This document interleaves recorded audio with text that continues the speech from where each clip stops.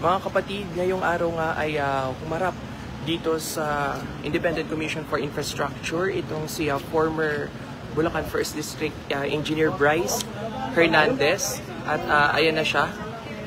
So katatapos lang nung pagdinig nitong ICI at yung unang dumating ay itong si Engineer Bryce.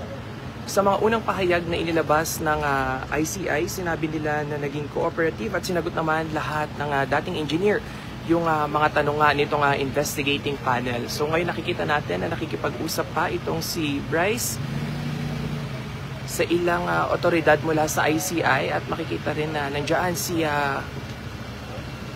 Baguio City Mayor Benjamin Magalong, yung tumatayo rin na special advisor at investigator nitong investigating panel na ito. Ngayong hapon din ay inaasahan na isusurrender nga nitong si dating DPWH Assistant District Engineer Bryce Hernandez yung isang top tier na SUV, no? Sa ilang impormasyon na nakuha ng media, naglalaro sa 6 to 16 million pesos yung halaga nitong top tier na SUV na ito.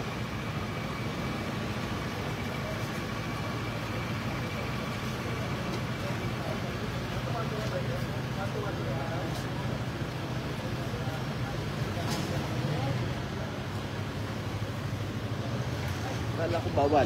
Ayan na.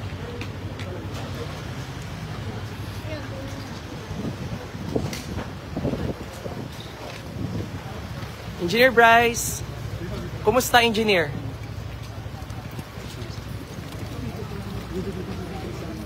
Pasakay na ngayon si Engineer Bryce sa sasakyan.